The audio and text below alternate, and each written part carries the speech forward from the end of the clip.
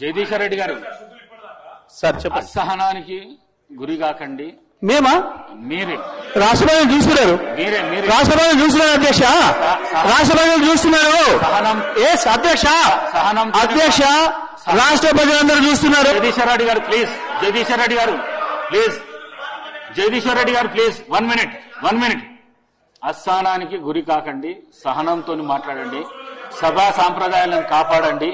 మీరు సీనియర్ శాసనసభ్యులు, మంత్రి పదవి కూడా చేశారు మీరు 10 సంవత్సరాలు.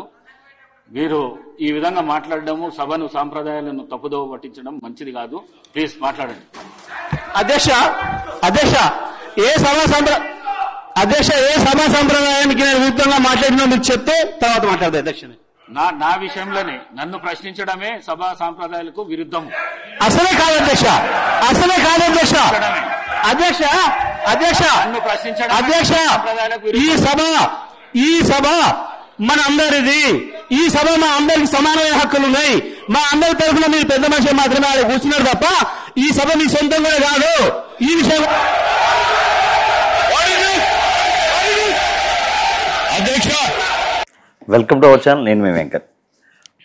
తెలంగాణ అసెంబ్లీ స్పీకర్ గడ్డం ప్రసాద్ గారు మాజీ మంత్రివర్యులు జగదీశ్వర్ రెడ్డి గారిని సస్పెండ్ చేయడం జరిగింది. దీని గురించి మనతో పాటు మాట్లాడడానికి ప్రొడ్యూసర్ నటి కుమార్ గారు ఉన్నారు. సార్ నమస్తే సార్. సార్ స్పీకర్ గడ్డం ప్రసాద్ కుమార్ గారు జగదీశ్వర్ రెడ్డి గారిని మాజీ మంత్రివర్యుల్ని సస్పెండ్ చేయడం జరిగింది. ఆయన మాట్లాడిన వ్యాఖ్యల వల్ల ఈ సభ అందరికీ సమానమైన అవకాశాలు కల్పించాలి. ఈ సభ మీ సొంతం కాదు, మా అందరి తరపున పెద్ద మనిషిగా మీరు ఆ చైర్లో కూర్చున్నారని చెప్పి అన్నారు. దాన్ని కాంగ్రెస్ పార్టీ వాళ్ళు తప్పుపడుతూ సస్పెండ్ చేయాలని చెప్పి డిమాండ్ చేశారు. దీన్ని మీరు ఏమంటారు? తప్పదు. నిజంగా అవమానపరిచారా? చాలా పెద్ద తప్పదు. ఎందుకంటే అది ఇస్ ద ప్రాపర్టీ. అక్కడ స్పీకర్ గారు సపరేట్. అవును. పార్టీకి స్పీకర్ గారు అనేది ఒక ఇండివిజువల్. ఆయన ఇండివిజువల్ గా అందరికీ సమానంగా ఎలాగివ్వాలో ఏమి ఇవ్వాలో ఆయన ఇవ్వాల్సిన బాధ్యత ఉంటుంది. ఆయన మొత్తం టోటల్గా దాని కమిటీలు ఉంటాయి, దానికంటే రూల్స్ అండ్ రెగ్యులేషన్స్ ఉంటాయి. కానీ స్పీకర్ చైర్ని అవమానించకూడదు, చైర్ని మాట్లాడకూడదు, చైర్ని అవమానించి మాట్లాడకూడదు. ఇది మీ సొంతం కాదు, మీ సొత్తు కాదు అని. మీ సొత్తు మీ కాదు, నువ్వు అంటే అవమానించాడు. చూశాను నేను కూడా. అవమానించాడు ఇవన్నీ అయిపోయింది. ఒక గర్వం. కేటీఆర్ గారు మాకు, కేసీఆర్ గారు, కేటీఆర్ గారు అహంకారం, దొరల అహంకారంతో కొట్టిమిట్లాడుతూ రాజకీయాన్ని ఆయన ఏంటంటే మాకు మంది ఉంది, మార్బలం ఉంది, డబ్బు ఉంది, ఉద్యమంలో మేము సంపాదించిన డబ్బు ఉంది, ఉద్యమం తర్వాత 10 సంవత్సరాల గవర్నమెంట్ వచ్చి మేము దోచుకున్నాం అన్న అహంకారంతో ఆయన మాట్లాడిన మాటలే ఉన్నాయి తప్ప నిజంగా ఆయన చిత్తశుద్ధి ఉంటే, నేను తప్పు మాట్లాడుంటే నేను క్షమాపణ కోరుతున్నాను, దయచేసి నాకు వెరీ ఇంట్రెస్టెడ్, గవర్నర్ గారి ప్రసంగం నేను వినాలి, నేను చెప్పాలి, నేను చెప్పవలసింది ఉంది మిలాట్, నేను వెనక్కి తీసుకోండి అని ఒక మాట అంటే ఏమని పోతుంది అని అడుగుతున్నా. మనం దేవుడు లాంటి స్పీకర్ గారి చైర్కి క్షమాపణ చెప్తే తప్పే ఉంది. అక్కడ ప్రసాద్ గారికి క్షమాపణ చెప్పట్లా, చైర్కి క్షమాపణ చెప్తున్నాం. అది కూడా తెలియని వాళ్ళు 10 సంవత్సరాలు మంత్రిగా ఉన్నారా అని అడుగుతున్నా నేను. ఒక అహంకారంతో వెలువీగుతూ, అహంకారంతో మాట్లాడుతూ, ఒక చిన్న పనికి, చిన్న తప్పుకి రాష్ట్రం మొత్తం, మీరు తప్పు చేసి రాష్ట్రం మొత్తం నిరసన వ్యక్తం చేయాలి. ఎందుకంటే డబ్బు మీ దగ్గర ఉంది కాబట్టి. ధర్నాలు చేసినా ఏం చేసినా డబ్బు ఖర్చు అవదా? తిండి ఉట్టినా వస్తుందా? కార్యకర్తలు ఇంట్లో పెట్టుకుంటారా? డబ్బు పార్టీ ఇవ్వాల్సిందే, అది మీకు తెలుసు. కాకపోతే ఇంకో 20 సంవత్సరాలైనా పార్టీ కష్టపడి పార్టీని పోషించగల దమ్మున్న డబ్బు ఇచ్చారు, ఫండ్స్ ఉన్నాయి కనుక. ఆ ఫండ్స్ ఉండడం వల్ల రాష్ట్ర వ్యాప్తంగా నిరసనలు వ్యక్తం. రాష్ట్ర వ్యాప్తంగా మట్టి విక్రమార్క గారికి మీరు అవమానపరిచారే, కోమటిరెడ్డి వెంకటరెడ్డి గారిని సస్పెండ్ చేశారే, మొత్తం ఎన్నో జరిగాయి కదా. మరి మీరు ఏకవచనంతో మాట్లాడారే. ఈరోజు తిట్లు పురాణం అంట. తిట్లు పురాణం స్టార్ట్ చేసిందే కేసీఆర్ గారు కదా, తిట్లు పురాణం స్టార్ట్ చేసిందే కేటీఆర్ గారు కదా, తిట్లు పురాణం స్టార్ట్ చేసిందే మొత్తం బీఆర్ఎస్ నాయకులు కదా. అలాగే వాళ్ళు చేశారు. అంటే నేనేమన్నా ఇష్యూస్ బేస్డ్ మాట్లాడుకోండి, ఏమైనా తప్పలేదు. కాకపోతే చైర్కి మనం క్షమాపణ చెప్పి మనం ఈ సెక్షన్లో పాల్గొని ఉంటే బాగుండేది. క్షమాపణ చెప్పకుండా పునరాలోచించమని అనడం కూడా కరెక్ట్ కాదు. అవసరమైతే బేసిక్గా క్షమాపణ చెప్తాం, మేము తప్పు జరిగింది. చైర్ మళ్ళీ చెప్తున్నారు, చైర్కి క్షమాపణ చెప్తున్నారు. మీరు వ్యక్తిగతంగా ప్రసాద్ గారికి చెప్పట్లేదు, అర్థం చేసుకోవాలి. కనుక ఒక దళిత నాయకుడికి చెప్పట్లేదు. అది కూడా మీరు అవమానంగా భావిస్తే మీరు రాష్ట్రాన్ని చీఫ్ మినిస్టర్ దళిత నాయకుని చీఫ్ మినిస్టర్ చేస్తానన్న మాట మర్చిపోయారా కేసీఆర్ గారు? ఒక్కసారి మీ గుండెలో మేము 3 ఎకరాలు దళితులకు 3 ఎకరాలు పొలం ఇస్తానని మర్చిపోయారా? అంటే దళితుల మీద మీకు ఎంత చిత్తశుద్ధి ఉందో రాష్ట్రానికి తెలుసు కాబట్టే మిమ్మల్ని ఆ సీట్లకి పరిమితం చేశారు ప్రతిపక్షానికి. కానీ ఇప్పటికైనా మీరు ఆలోచించి ఇప్పటికైనా ప్రతిపక్షానికి పోరాడండి.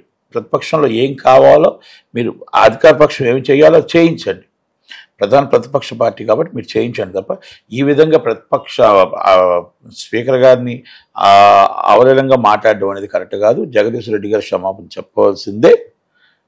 అసలు యాక్చువల్గా అసెంబ్లీని ఆయన ఎమ్మెల్యేనే రద్దు చేయాలి. ఎందుకు రద్దు చేయాలన్న మాట అంటున్నానంటే రేపు ఇంకొకరు ఆ చైర్ని అలా మాట్లాడరు. ఇట్స్ వాల్యుబుల్గా ఉంటుంది. చైర్ అంటే it's very very valuable. Speaker అంటే వెరీ వెరీ వాల్యుబుల్.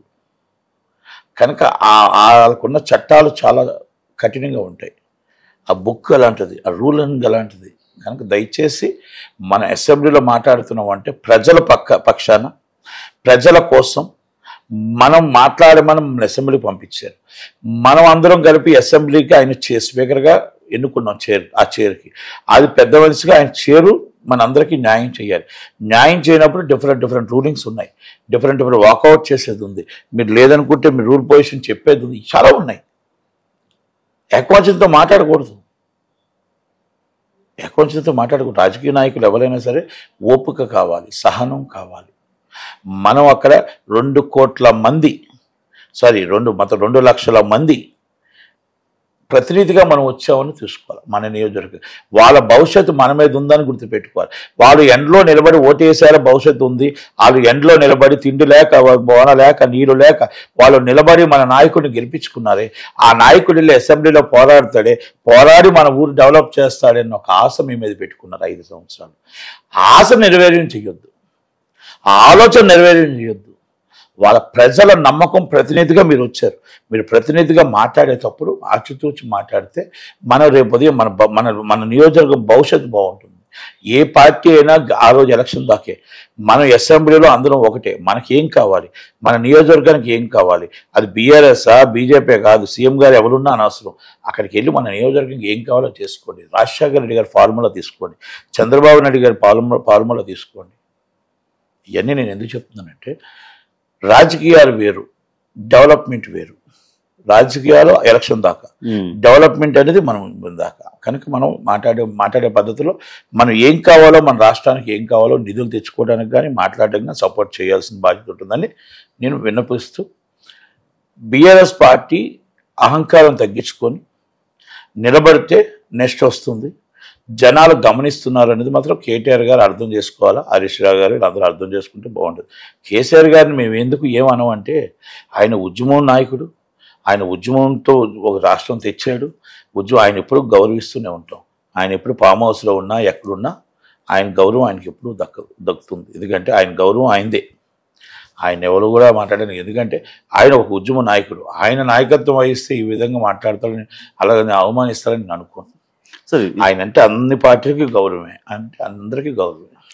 సార్ ఇప్పుడు అసెంబ్లీలో సభను 15 నిమిషాలు వాయిదా ఇస్తున్నామని చెప్పారు. 3 గంటలైనా సభ స్టార్ట్ అవ్వలే. ఈలోపు ఢిల్లీలో ఉన్న రేవంత్ రెడ్డి గారితో శ్రీధర్ బాబు మాట్లాడి మంతనాలు చేసి జగదీశ్వర్ రెడ్డి గారిని సస్పెండ్ చేశారు.